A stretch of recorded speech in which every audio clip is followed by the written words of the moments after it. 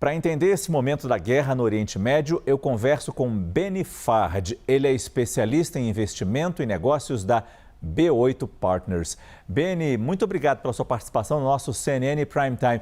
Pergunto, e de forma bem direta, Benny, como é que você está avaliando esse fechamento do Estreito de Hormuz? Para onde que o mundo caminha se a situação continuar assim? Benny, boa noite. Boa noite, Márcio. De forma bastante objetiva, o estrangulamento do escoamento não só do petróleo, mas de outros insumos muito importantes para o globo, através do Estreito de Hormuz, já está causando impactos diretos na economia das nações. A gente já percebe uma pressão inflacionária sobre os países.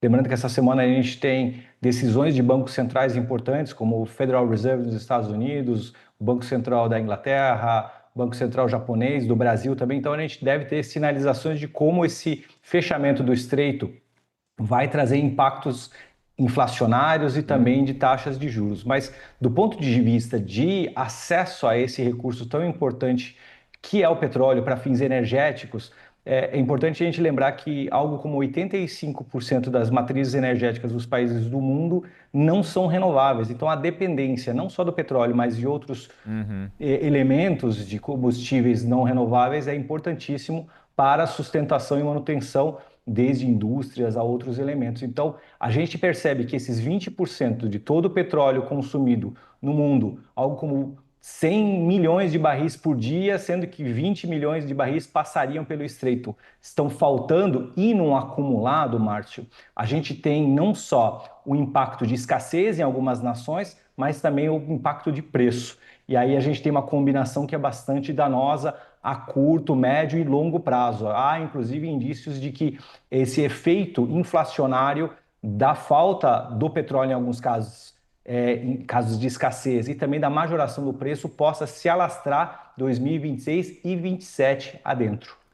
O Benny traz uma informação importante que é a questão da taxa de juros. Essa semana a gente tem a reunião do Copom no Brasil, temos a reunião do FONC nos Estados Unidos, mas tem um monte de país decidindo nos próximos dias as suas taxas de juros, ou seja, e todo mundo olhando exatamente para essa imagem aí, lá no Golfo Pérsico, ali no Estreito de Hormuz, para ver se a situação vai voltar ao normal ou não. Donald Trump não sabe dizer quando vai voltar. Às vezes ele diz que a guerra está acabando, às vezes diz que precisa de mais alguns dias. Mas a imagem do Estreito de Hormuz é interessante, a gente está vendo a imagem real e agora a imagem do mapa.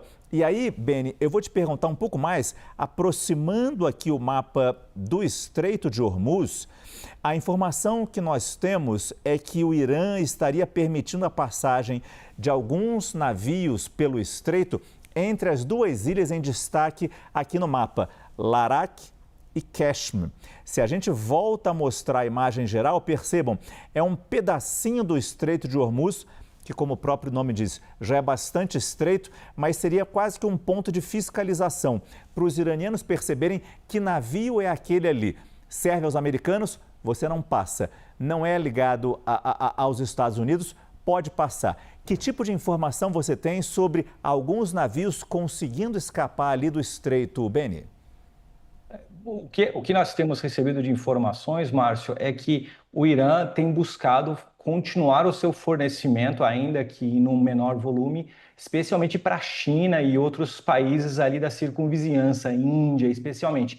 Lembrando, Márcio, que a China ela consome algo como 14 milhões de barris de petróleo por dia. Ela produz algo como 4 milhões e importa 10 milhões de barris por dia. E desses 10 milhões, algo como 1 milhão a 1,5 milhão eram exportados pelo Irã. Então, essa escassez, essa falta, não só do petróleo iraniano, mas de todo o petróleo que viria do Estreito de Hormuz, que representa algo como metade desses 10 milhões de barris por dia que a China importa, está causando um efeito danoso aos estoques, às reservas chinesas. Índia também extremamente pressionada. Japão nem se fala. O Japão ele praticamente precisa importar quase que a totalidade do petróleo que consome porque não é produtora. Então a gente tem impactos sendo cascateados e aí nesse momento, Márcio, o regime dos ayatolás escolhe favorecer aqueles países historicamente alinhados economicamente ou ideologicamente a Teherã e deixando de fora outras nações que são adversárias. E sobre essa queixa do Trump em relação aos aliados, faria alguma diferença ter mais um navio de guerra, mais 10 navios de guerra ali? O que alguns aliados falaram, pô, os americanos já estão com a sua frota ali, o maior porta-aviões do mundo americano está naquela região. O que adianta mandar uma fragata? O que adianta mandar um outro navio de guerra ali? Até que ponto esse atrito do Trump com os aliados não estremece ainda mais essa relação e dificulta até a própria negociação com o Irã? É um excelente ponto, Márcio. Eu considero que trata-se muito mais da retórica de Donald Trump como um histórico negociador, hábil negociador, a despeito de todas as suas características.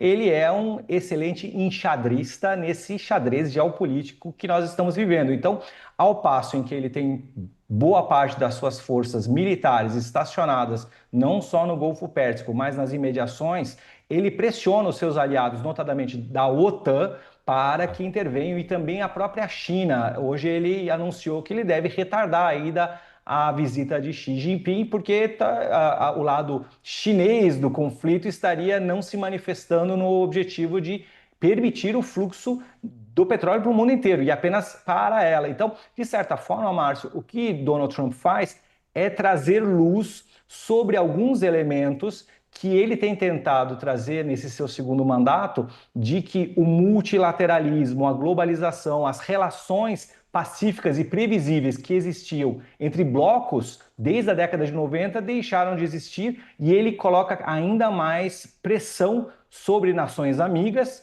e também sobre desafetos. Lembrando que a China, objetivamente, em 2 meses, perdeu 2 dos seus grandes aliados, ou está perdendo, Venezuela e Irã. Irã sob pressão, Venezuela está perdida. Então, o objetivo, Márcio, de Donald Trump, com toda essa retórica, é, em paralelo às formas de assegurar hegemonia energética, porque a energia continua sendo preponderante como uma força de domínio global, ela faz também pressão para que alianças voltem a retomar laços históricos desde a Segunda Guerra Mundial. Você saberia dizer quanto fechou o petróleo hoje? Consigo sim. Antes da nossa entrevista, o barril do Brent estava em $100, o WTI a 94. Tem algum grau de estabilidade, Márcio, mas se nós recapitularmos, no ano passado, 2025, o barril do petróleo ficou literalmente de lado, como a gente fala no mercado financeiro, na casa dos $60. Então, de lá para cá, a gente está falando de uma majoração de quase 100% do barril. E existe uma pressão, se me permite concluir aqui, Márcio, uma pressão do preço do petróleo a cada dia que passa esse conflito. Então, há projeções que estimam que mais 1 ou 2 meses podem elevar o barril do petróleo a $150. E por mais que o Trump tenha, como ele mesmo disse, receba apenas 1% do seu petróleo ali da região do Golfo Pérsico, a gente está vendo que, no geral, o preço sobe e atinge também o petróleo que chega nos Estados Unidos. Por isso que o preço já está subindo nos postos americanos e isso pode abalá-lo politicamente nas eleições de novembro, né?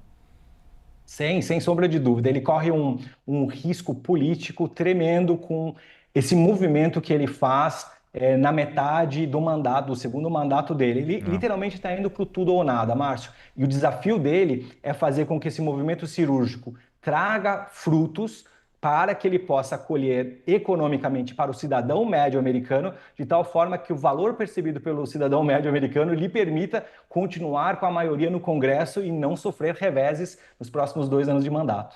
Reveses dentro de casa e fora de casa nessas disputas, nesses atritos com os próprios aliados.